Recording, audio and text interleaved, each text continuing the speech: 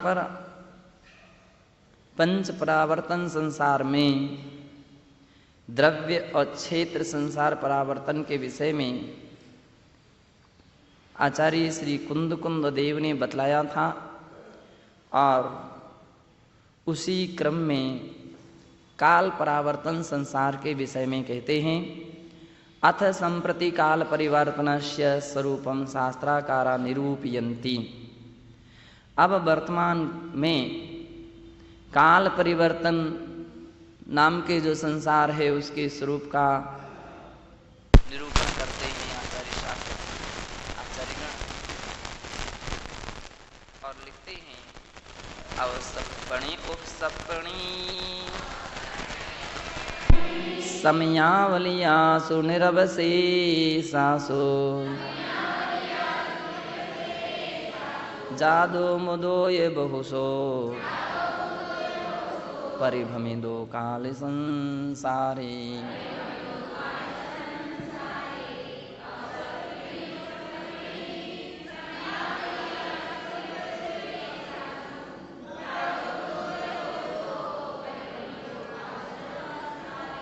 अवसर्पणी व उत्सर्पणी काल की समस्त समयावलियों में अनेक बार जन्म लिया और मृत्यु प्राप्त की। इस प्रकार से परिभ्रमिदो काल संसारे काल संसार में यह जीव आज तक परिभ्रमण करता रहा। सर्वोदया टीका अवसर्पणी उत्सर्पणी अवसर्पणी उत्सर्पणी चेति खंडद्वयम् कालचक्रस्य। काल चक्र के दो खंड हैं, एक उत्सर्पणी और दूसरा अवसर्पणी। उभे नामनी अन्वयार्थकताम वहता, और दोनों नाम अपने अन्वयार्थकता को धारण करते हैं। अनुभवादि भी उत्सर्पणशीला उत्सर्पणी अवसर्पणशीला तो अवसर्पणी, और जिनमें अनुभव आदि बढ़ते हुए हैं अनुभव शरीर की ऊंचाई और शक्ति सहनन इत्यादि ये बढ़ते हुए हों आहार आदि, वो उत्सर्पणी हैं। और जिनमें सब घटते रहते हैं उसका नाम अवसर्पणी है। यस्मिन् काले जीवानां बलम आयु शरीरोस्य दाह तेजा रिद्धि इत्यादि का नाम वृद्धिर्भवति सा उत्सर्पणी कालः। जिस समय में जीवों की बल आयु शरीर का उच्छेद यानी ऊंचाई तेज रिद्धि इत्यादि वृद्धि को प्राप्त होते हैं वो उत्सर्पणी है। यत्र ह्रासो भवति सा तु अवसर्पणी कालः, और जिसमें ह्रास होता है वो अवसर्पणी काल है। अस्मिन् काले शरीरोच्छेदायुष्य प्रमाणादि को ह्रासा क्रमेण प्रवर्तते एव। इस काल में शरीर उच्छेद आयु इत्यादि के प्रमाण का ह्रास अर्थात वो घटता हुआ क्रम वर्तमान में प्रवर्तते, उसका क्रम चल रहा है के नियम से सब कुछ घटता जा रहा है। उक्तम जय तुलोय परिणतो, तुलोय परिणति के चौथे अध्याय में 384 गाथा में कहा है कालम्मि सुसमय सुसमये चौकोड़ा कोड़ी डवहि व मम्मी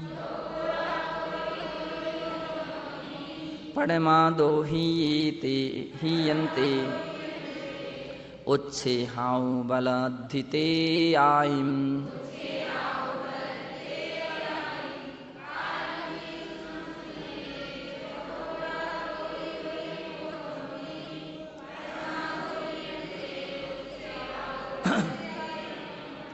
चौकोड़ा कोड़ी उवही उव मम्मी, चार कोड़ा कोड़ी उवधि अर्थात समुद्र यानी सागर, चार कोड़ा कोड़ी सागर प्रमाण जो जिसका काल है, जिसकी इस प्रकार की उपमा है, उसमें वो कालम्मी सुसमयम, सुसमय, उसका नाम सुषमा काल है। परमा दो हीयंते, और उसमें प्रथम काल की अपेक्षा से अन्य अन्य जो काल हैं वे हीनता को प्राप्त होते जाते हैं। उच्छेह, आयु, बल, रिद्धि, आयम, अर्थात उससे शरीर की ऊंचाई, आयु, बल, रिद्धि और तेज, ये सभी के सभी निरंतर क्या होते जाते हैं, घटते घटते चले जाते हैं। इनका सारा क्रम क्या होता है, घटता घटता चला जाता है। सांप्रतिकः कालो अस्मिन् अवसर्पणी कालः, वर्तमान में जो काल चल रहा है उसका नाम अवसर्पणी काल है। अस्य 10 कोटा कोटि सागरोपम परिमाणमस्ति, और इसकी 10 कोड़ा कोटि सागरोपम प्रमाण है। उस सर्पण्यापि एतावदेव परिमाणम, उस सर्पणी काल भी इतने ही प्रमाण वाला है। प्रत्येक कालस्य षड्भेदा भवन्ति, प्रत्येक काल के 6 भेद होते हैं। यथा अवसर्पणी कालस्य षड्भेदा, अवसर्पणी काल के 6 भेद इस प्रकार से हैं। सुषमा सुषमा, सुषमा सुषमा दुष्मा, दुष्मा सुषमा, दुष्मा दुष्मा दुष्मा च। अत्र समा इति वर्ष पर्यायः, यहाँ इसमें समा शब्द का जो अर्थ है वह वर्ष के अर्थ में आता है। सुषमा, ऐसा तो समा का अर्थ क्या है, वर्ष। सु इति प्रशंसार्थकाः, सु शब्द प्रशंसार्थक है। दु इति निंदार्थकाः उपसर्गा एवं, और दु निंदार्थक है, निंदार्थ में आता है। तो ये सु और दु ये उपसर्ग हैं। एवं सुषमा इति पदम सुवर्षाणाम प्रशस्त समयस्य वा बोधकम तद विपरीतम तु दुष्मा इति पदम। तो इस प्रकार से शब्दार्थ हो गया कि सुसमा, अच्छे वर्ष, अच्छा समय जो होता है उसका नाम है सुषमा। शुभ वर्ष, प्रशस्त समय, इसका अर्थ है। तद विपरीतम तो दुष्मः, और उससे जो विपरीत हो उसका नाम क्या है, दुष्मः। इस प्रकार का इस पद का अर्थ हुआ। एतेषु षड्भेदेषु सुषमा सुषमाति काल विभागा चतुष्कोटि कोटि सागर प्रमाणः।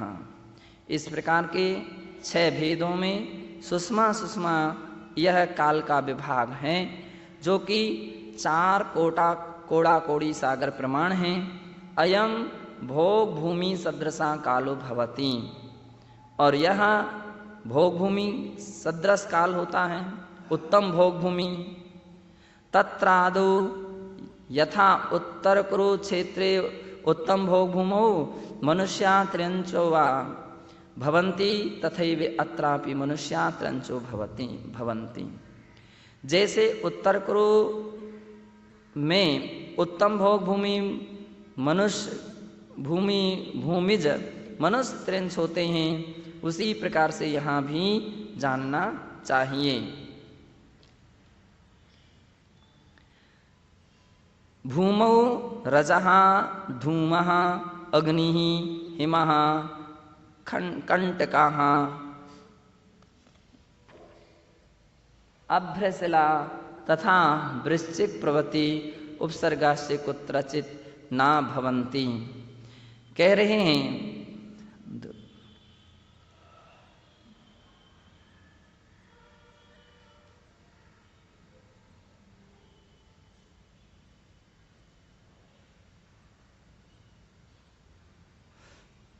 कहते हैं कि भूमि पर मिट्टी, धुआं, अग्नि, हिम यानी बर्फा, कांटे,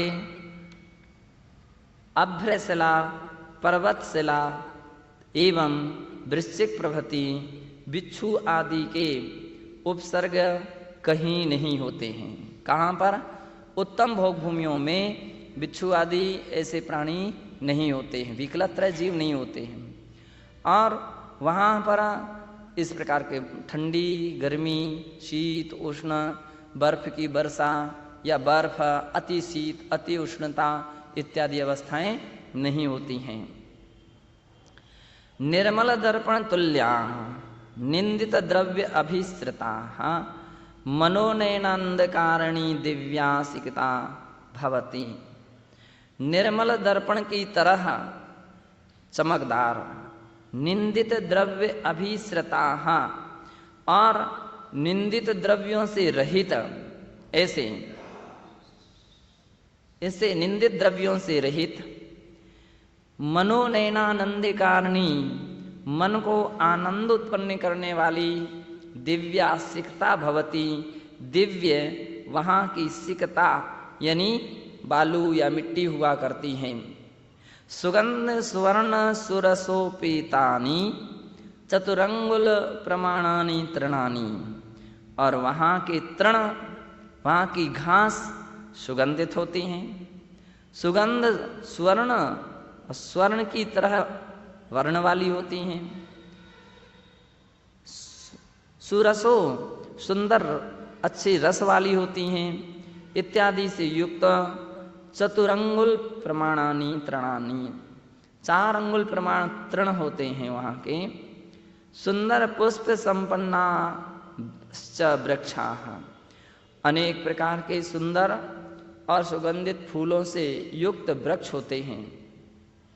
निर्मल जल परिपूर्णा जल कीड़ा साधन भूता दीर्घिका, और वहाँ की निर्मल जल से भरी हुई जल कीड़ा की साधन भूत ऐसी वहाँ की दीर्घिका, दीर्घिका यानी बावड़ियाँ होती हैं। अमृतोपम क्षीर वर्णा नद्यस्य विलसंती, अमृत की तरह उपमा को धारण करने वाली, क्षीर पूर्णा, दूध से भरी हुई, दूध से भरी हुई यानी दूध की तरह उज्जवल धवल ऐसी क्षीर वर्णा परिपूर्णा नद्याश्च विलसंती, नदियाँ होती हैं। अस्मिन् काले विकलेन्द्रिय जीवा न भवन्ति, और उस काल में वहाँ विकलेन्द्रिय जीव नहीं होते हैं। असंगी जीवा से न भवन्ति, असंगी जीव भी नहीं होते हैं। स्वामी भृत्यादि भेदोपि न दृश्यते, स्वामी और सेवक है ना, इस प्रकार के भेद भी नहीं देखे जाते हैं। रात्रि दिन भेदा अंधकारा उष्णता शैत्यादि जन्या प्रीतिकरा वेदना परस्त्री रमणम पर धन हरणम चैत्यादि नाम सद्भाव न भवति। और वहाँ रात्रि दिन का भेद नहीं होता है, अंधकार नहीं होता है, उष्णता और शीत्यादि जन्य अप्रीतिकरा वेदना, अप्रीति को उत्पन्न करने वाली यानी कष्टदायी वेदना नहीं होती है। परस्त्री रमण परधन हरण इत्यादि भी इनका सद्भाव वहाँ नहीं होता है। सर्वे योगलिका एव जीवा भवन्ति, सभी युगल वहाँ के जो जितने भी जीव होते वो युगल युगलियों के जोड़े होते हैं। अर्थात पति पत्नी रूपिणी नर नार्यौ जन्म भवति, पति पत्नी के रूप में ही नर नारियों का वहाँ जन्म होता है। भ्राता भगनी मातुल पितृव्या इत्यादि का संबंध न भवन्ति, भाई बहन मामा चाचा इत्यादि का संबंध नहीं होता, क्योंकि सब अपने आप में एक होते हैं, तो इसलिए उनके कोई संबंध की संभावना ही नहीं रहती। कल्प वृक्षा 10 विधा तत्र भवन्ति, वहाँ 10 प्रकार के कल्प वृक्ष होते हैं। यन माध्यमेन सर्वविधा भोजनादि सामग्री समुपलभ्यते, जिसके माध्यम से सभी प्रकार की भोजन आदि सामग्री की उपलब्धि हो जाती है। ग्राम नगर पण्य क्रय विक्रय स्थानादीनां च निर्माणं न तदा भवति। वहाँ गांव, नगर, बाजार, क्रय विक्रय आदि के स्थान और निर्माण इत्यादि भी वहाँ नहीं होते हैं। पुरुषा स्त्रियश्च सर्वे ही सौंदर्य युक्ता। पुरुष और स्त्रियां सभी प्रकार की सुंदरता से युक्त होते हैं। सुंदराभरण शोभिताश्च भवन्ति, वे सुंदर आभरणों से सुशोभित होते हैं। नर नारी युगलानी उत्तम भोग सामग्री संप्राप्य, नर नारी के जो युगल हैं वे उत्तम भोग भूमि की सामग्री को प्राप्त करके विक्रिया विविध शरीराणि चे विरच्य भोगोपभोगान भुंजते, विक्रिया के द्वारा अनेक प्रकार के शरीरों को रच करके भोगोपभोग को प्राप्त होते हैं। कदली घात मरणापि नाते सम संभवति भवि, और वहाँ कदली घात मरण भी नहीं होता है। मनुष्याणां त्र्यंचां वा तदा तेषां आयुषां 9 मासा एव अवशिष्यन्ते तदा गर्भधारणं भवति। मनुष्यों की और त्र्यंचों की अपनी आयु के जब 9 मास अवशेष रहते हैं तब उनके अंदर में गर्भधारण होता है। युगलम से समुत्पाद्य तत्कालमेव तेषां मृत्युर्भवति, और युगलम समुत्पाद्य युगलों का एक साथ तत्कालमेव तेषां मृत्युर्भवति, एक साथ ही वहाँ उनकी मृत्यु होती है। जनकस्य छिक्कया सह जनन्या जंभया सह मरणम आपद्यते। जनक यानी पिता की छींक लेने पर और जननी यानी माँ उसकी उनकी माँ की जंभया सह जम्हाई लेने पर उनको छींक आती है, छींक में ही मृत्यु हो जाती है, और उनकी जमाई आती है, जमाई में ही मुख खुला रह जाता है, मृत्यु हो जाती है। तेषां मृत शरीराणि शरत्काल मेघवत यदवा कपूरवत पूर्णताओ विलीयन्ते। उनका मृत शरीर शरतकालीन मेघ की तरह अथवा कपूर की तरह पूर्णता से संपूर्ण रूपेण विलीन हो जाता है। सद्यो जात युगलम सय्याम दिनत्रयम यावत सांगुष्ठ लेहनम करोति। सद्यो जात युगलम जो तुरंत उत्पन्न हुए युगल हैं वे सय्यायाम अपनी शैया से दिनत्रयम यावत स्वा अंगुष्ठ लेहनम करोति, तब तक अपने अंगुष्ठ लेहनम, अंगुष्ठ का लेहन यानी चूसते हैं।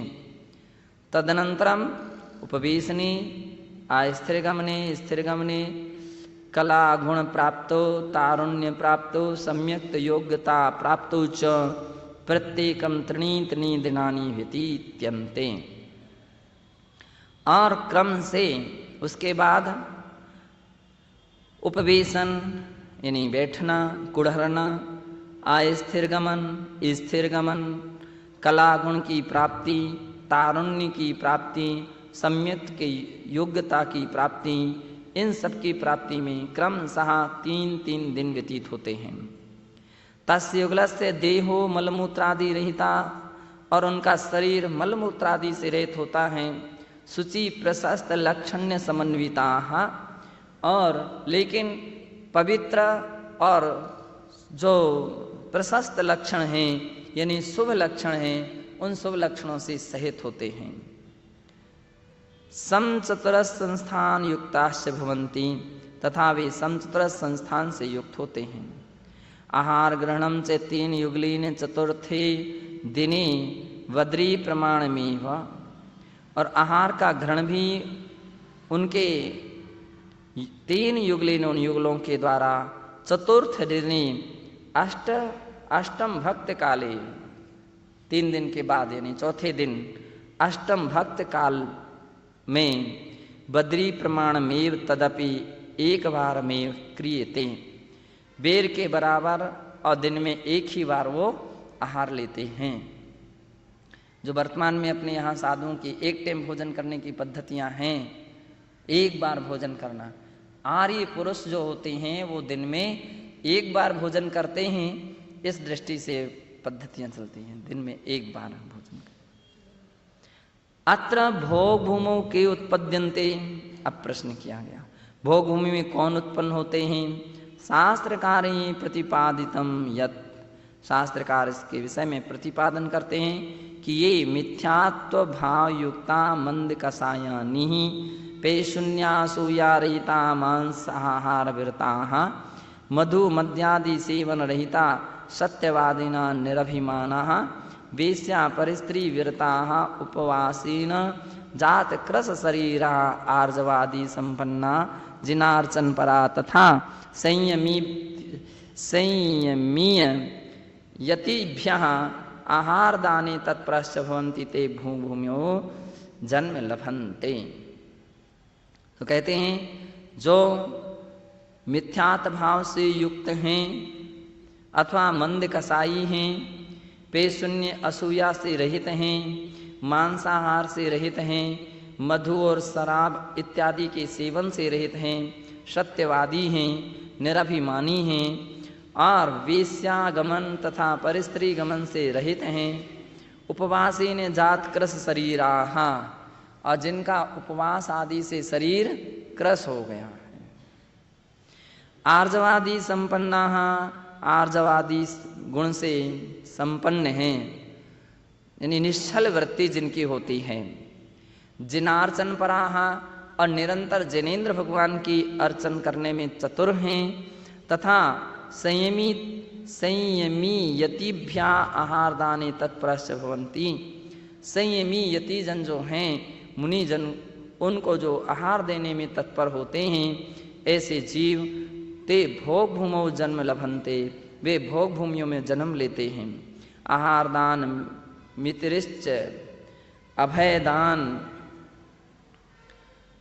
औषध दान, ज्ञानोपकरणादान अपि यतिभ्यः प्रदाय तत्पुण्य कर्म फलेन भोग भूमौ जनाः उत्पद्यन्ते। आहार दान, मित्रिच, आहार दान के अलावा अभय दान, औषध दान, ज्ञानोपकरण दान इत्यादि जो यतिभ्यः प्रदाय, इनको साधुओं को दे करके यत पुण्य कर्म फलेन, जो पुण्य कर्म होता है उसके फल से भोग भूमौ जनाः उत्पद्यन्ते, भोग भूमि में वे मनुष्य उत्पन्न होते हैं।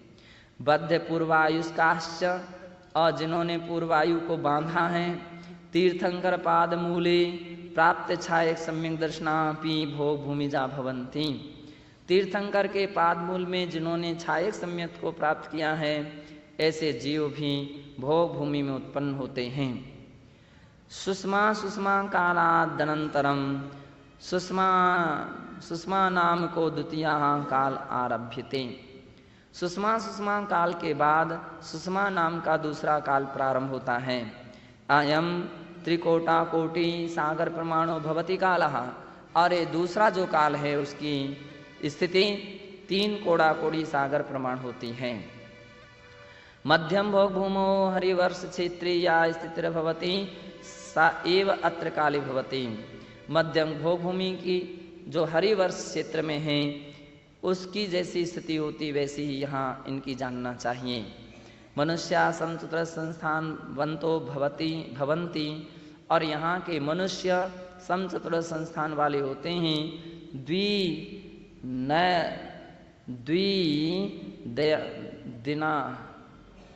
द्विद्वयानंतरम है ना, 2 दिन के अंतर, दिनद्वयानंतरम, ठीक है, दिनद्वयानंतरम 2 दिन के अंतर में, यानी तृतीय दिने अक्ष फल परिमित मेवाहारम गृह्णन्ति, और इसके बाद अक्ष फल, बेर को क्या बोलते हैं, अक्ष है, बहेड़ा,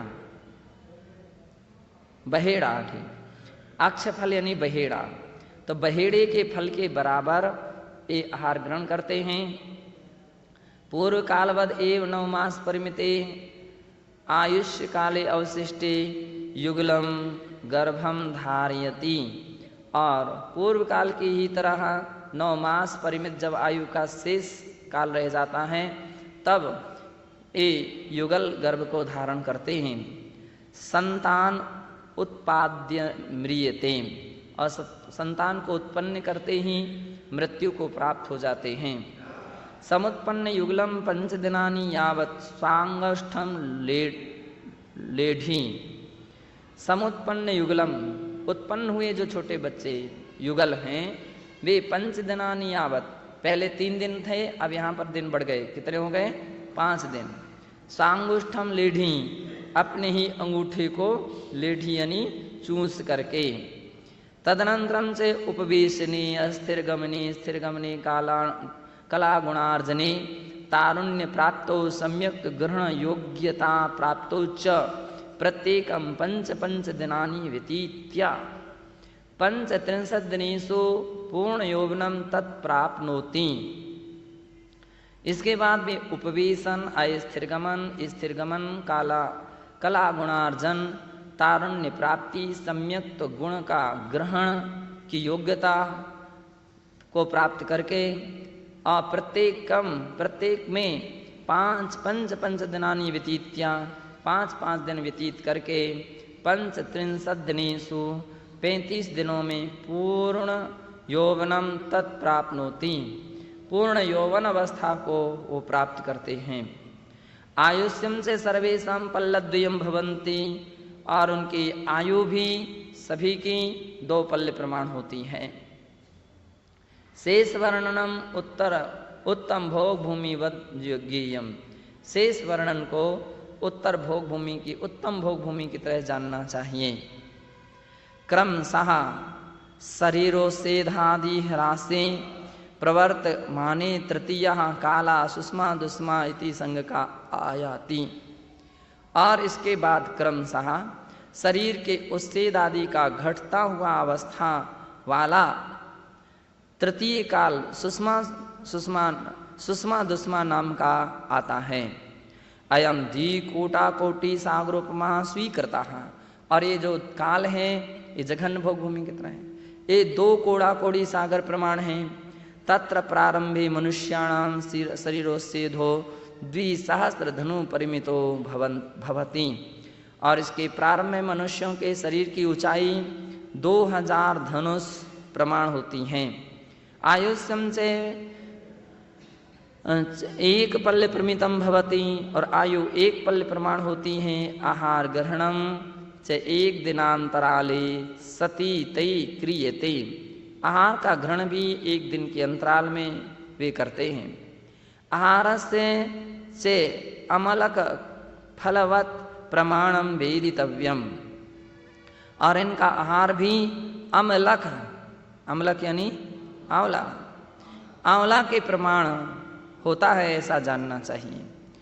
पूर्वद एव 9 मास मृते आयुष्ये अवशिष्टे युगलम गर्भम दधाति युगलम च जनित्वा म्रियते। पूर्व की तरह 9 मास प्रमाण आयु के अवशिष्ट रहने पर युगलम गर्भम दधाति, युगल गर्भ को धारण करते हैं, और युगलम से जनित्वा म्रियते, युगल रूप से बच्चों को उत्पन्न करके मृत्यु को प्राप्त हो जाते हैं। उत्पन्नम युगल संतानम 7 दिवसान यावन् सांगुष्ठ लेढ़ी, और उत्पन्न हुआ युगल संतान 7 दिनों में अपना अंगूठा चूसते हैं। तदनंतरम उपवेशने स्थिरगमने कलाण गुणार्जने तारुण्य प्राप्तो सम्यक्तार्जने योग्यताधिगमे च प्रत्येकम 5 सप्त होना चाहिए, सप्त होना चाहिए। हाँ, तो अभी सप्त होना चाहिए।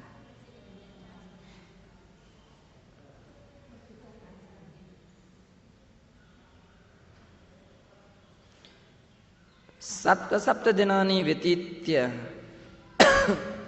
इन सभी में कौन कौन? उपवेशन, स्थिरगमन, काला गुणानुर्जन, तारुण्य प्राप्ति, सम्यक्त अर्जन की योग्यता, अधिगमे, और इनके अधिगम ज्ञान में प्रत्येक के विषय में 7-7 दिन व्यतीत करके एवं 49 दिनेषु, इस प्रकार से 49 यानी 49 दिनों में यदि युगलम तारुण्यपूर्णम संभवन भवति, जो युगल थे वे तारुण्यता की पूर्णता को प्राप्त होते हैं। तेषां प्राया पूर्ववद ज्ञेयम्, उसके विषय को विशेषम शेष विषय को पूर्व की तरह जानना चाहिए। यदा अस्य कालस्य पल्योपम अष्टम भागो अवशिष्यते तदा कुलकराणाम समुत्पत्तिर्भवति, और इस काल के पल्योपम के 8वें भाग प्रमाण जो समय अवशेष रहने पर रहता है तब कुलकरों की उत्पत्ति होती है। ते कुलकरा 14 भवन्ति, वे कुलकर 14 होते हैं। तत् प्रथमा प्रतिश्रुति नाम का, अंतिमो नाभिराज नाम का। उसमें प्रथम कुलकर प्रतिश्रुत नाम का होता है और अंतिम कुलकर नाभिराज नाम के होते हैं। एतेषां मनु इति संज्ञा अपि वर्तते, इनकी मनु यह संज्ञा भी होती हैं। ते सामयिकीं समस्यां समाधातुं यथोचितं जीवनोपाय विषये जानन उपादिशन इति तेषां सामाजिकोपयोगित्वं स्पष्टमेव। वे सामयिकीं समस्यां, उस समयवर्ती जो भी समस्याएं हैं, उस समयवर्ती जो भी आवश्यकताएं हैं, डर हैं, परिस्थितियां हैं, उन सब के समाधान के विषय में यथोचित जीवनोपाय विषय, जीवन के उपाय के विषय में जानन उपादिशन, जो यथोचित जीवन जीने के बारे में लोगों को उपदेश देते हैं। इति तेषां सामाजिकोपयोगित्वं स्पष्टमेव, इस दृष्टि से उनकी सामाजिक उपयोगिता दृष्टिगत होती है। तृतीय कालांतरम सुषमा नाम का चतुर्थ काल आरभ्यते, तृतीय काल के बाद सुषमा नाम का चतुर्थ काल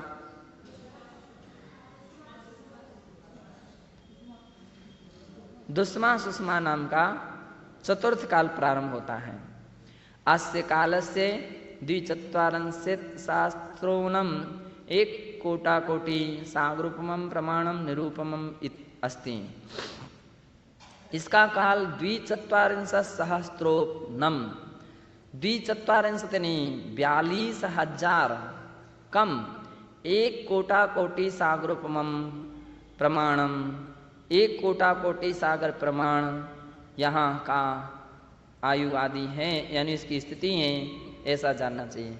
तो 240 सहस्त्रोनम वर्षम, त्रोनम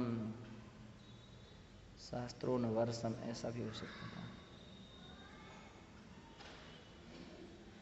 एक कोटि सागर प्रमाण उनकी स्थिति है, निरूपम या उनका वर्णन है। मनुष्याणां शरीरोस्तेदा प्रारंभे 25,500 धनु प्रमाणो भवति, मनुष्यों के शरीर का उच्छेद प्रारंभ में 525 धनुष प्रमाण होता है। आयुष्यं च तेषां उत्कृष्टतया 1 पूर्व कोटि प्रमितम भवति, और उत्कृष्ट आयु 1 करोड़ पूर्व की होती हैं। अस्मिन् एव काले सामान्य 24 तीर्थंकराः, 9 नारायणाः, 9 प्रतिनारायणा, 9 बलभद्रा, 9 द्वादश चक्रवर्तिनः इत्येते 63 शलाका पुरुषाः समुत्पद्यन्ते। और इस काल में सामान्य रूप से 24 तीर्थंकर, 9 नारायण, 9 प्रतिनारायण, 9 बलभद्र, 12 चक्रवर्ती, इस प्रकार से 63 शलाका पुरुष उत्पन्न होते हैं। असंख्यात अवसर्पणी काले व्यतीते को हुंडावसर्पणी काल समागमोपि भवति, असंख्यात अवसर्पणी काल के व्यतीत हो जाने पर एक हुंडावसर्पणी काल भी आता है, उसका आगमन होता है। वर्तमान में कौन सा काल चल रहा है? हुंडावसर्पणी काल है। तो हुंडावसर्पणी काल भी आता है, उसके विषय में अपन आगे नहीं, अवसर्पणी काल ही आता है। नहीं। हुन्नाव सर्पणी शब्द आया है, तो अवसर्पणी काल के क्रम में ही ये हुन्नाव सर्पणी काल आता है। ह्रास है मतलब गिर रहा है, यानी बिगड़ते बिगड़ते क्रम में। उस सर्पणी में तो वृद्धि वृद्धि होती जाएगी।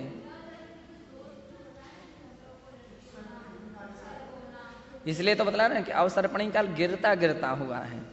यहाँ पर नियम से शरीर आयु उससे इत्यादि हीन होते जा रहे हैं, यानी पुण्योदय का जो काल है वो घटता घटता जा रहा है। तो इसलिए अवसर्पणी काल में सब घटनाएं घटती जाती हैं, विभिन्न प्रकार की अनहोनी घटनाएं होती जाती हैं।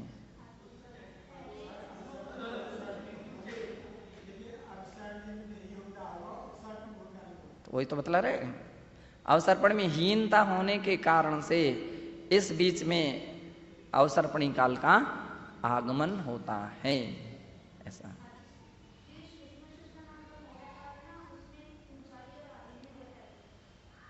कौन में? हाँ हाँ, उसमें सेट कर सकते हैं। अतः प्राणिक स्वाध्याय निष्ठा और दूसरा पैरा प्रारंभ होता है। पूज्य आचार्य भगवान तुंगदेव जहाँ संसार के विषय में वर्णन करते थे, उसी की सर्वोदया की गावनी प्रकरण कर रहा था उन्नाव सर्पणी काल का। तो कहते हैं अत्र इदं ज्ञेयं वर्तमानाव सर्पणी उन्नाव सर्पणी इति नाम्ना निरूपिता। अब यहाँ वर्तमान काल में चल रहा अवसर्पणी काल में उन्नाव सर्पणी नाम का जो काल है उसका निरूपण करते हैं। अतः एतत् प्रभाव अपवाद रूपेण सामान्य नियमातिक्रमणं जातम्। इसलिए इसके प्रभाव से अपवाद रूप से सामान्य नियम का अतिक्रमण होता है। नृतिकारांति में भागेव प्रथम तीर्थंकर ऋषभदेवः तत्पुत्रस्य भर्ता भरतचक्रवर्ती समजायताम्। उसके कारण प्रतीकाल के अंत भाग में प्रथम तीर्थंकर ऋषभदेव हो गए, तत्पुत्रस्य भरत प्रथम चक्रवर्ती समजाता, और प्रथम चक्रवर्ती भरत भी प्रतीकाल में जन्म हो गया उनका। ऋषभदेव काले एव भो भूमि स्ते नासा तावत्। ऋषभ भगवान के ही काल में भो भूमि की स्थिति घटती हुई हो रही थी। कर्म भूमि से प्राकृत्यम प्राप्तः, कर्म भूमि की स्थिति प्रगत को प्राप्त हो रही थी। प्राज्ञा से ऋषभदेवी ने असीमति कृषि शिल्प विद्या वाणिज्यादि कर्म शिक्षण प्रदत्तम।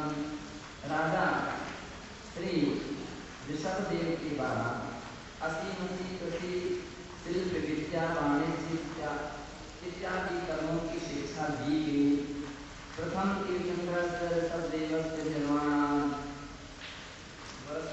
वर्षत्रये सार्धाष्टमासादिकं व्यतीते सति वर्तमान सर्पण्या चतुर्थकालः प्रारम्भः। और ऋषभदेव के निर्माण होने से वर्षत्रय 3 वर्ष अर्ध-अष्टमास अर्थात 8.5 माह अधिक व्यतीत होने पर वर्तमान अवसर्पणीय काल का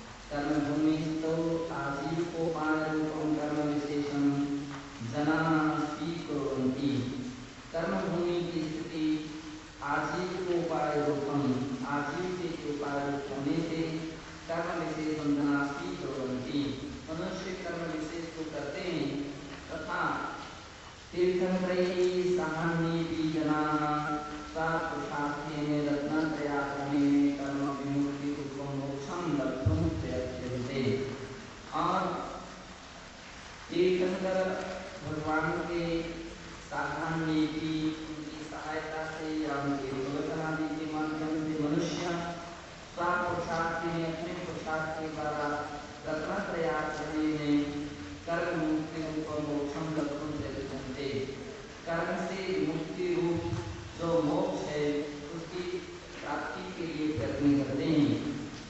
ये संसप्ताह भी भवन्ति, कुछ सफल भी होते हैं। चतुर्थ कालात् आरभ्य विकेन्द्रीय जीवोत्पत्ति प्रवर्तते। चतुर्थ काल के प्रारंभ से ही विकेन्द्रीय जीवों की उत्पत्ति और उसकी वृद्धि होती है। तेजोबलायुष्यादीन अपि नासाक्रमेण संवर्धते। कि शरीर का तेज, बल और आयु इत्यादि का भी ह्रास ह्रास होता जाता है। अंतिम तीर्थंकर से भगवतो महावीरस्य निर्माण कालत्रये अष्टसु मासेषु और मुझे में देखना चाहिए।